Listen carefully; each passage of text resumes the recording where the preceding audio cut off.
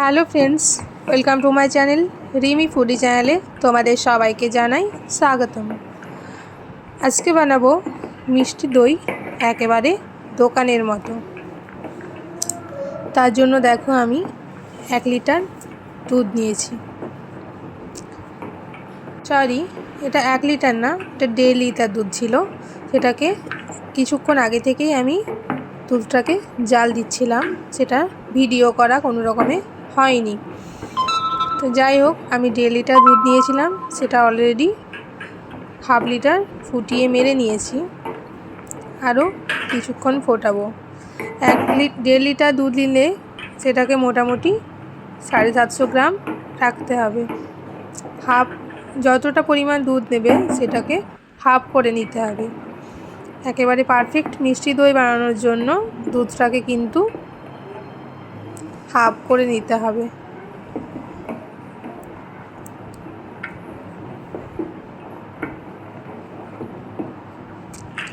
এবার আমি এটা বাতাসা দিয়ে বানাবো, যাতে একটু কালারটা লাল লাল হয়।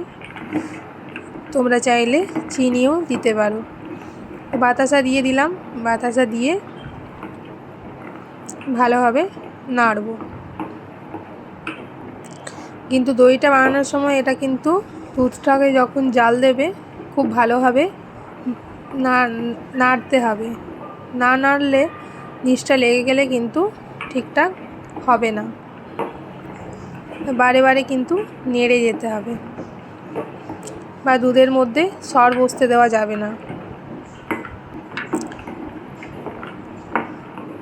বাতাসাটা বা চিনিটা যাই দাও না কেন, নিজেরা যেমন মিষ্টি খেতে পছন্দ করবে সেই অনুযায়ী কিন্তু দিও। দেখো লালচে কালার চলে এসেছে।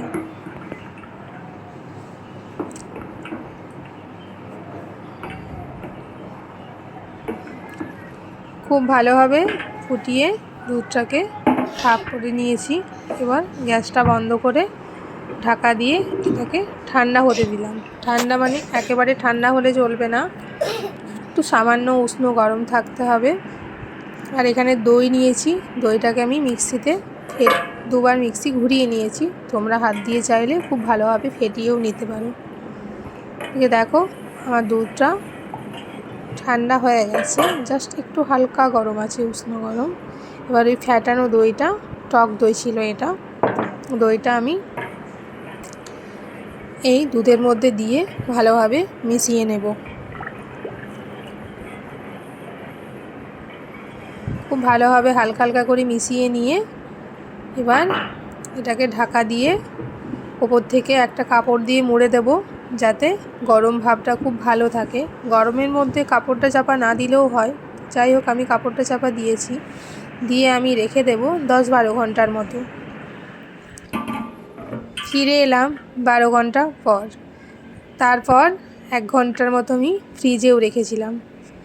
12 ঘন্টা নর্মাল টেম্পারেচার বাইরে ছিল, তারপর 1 ঘন্টা ফ্রিজের মধ্যে রেখেছিলাম। দেখতে পাচ্ছ, ফ্রিজ থেকে বার করে তোমাদেরকে দেখাচ্ছি। একেবারে দোকানের মতো পারফেক্ট দই তৈরি হয়ে গেছে। তোমরাও এভাবে বানাবে। কেমন হয়েছে আমাকে অবশ্যই কমেন্ট করে জানাবে।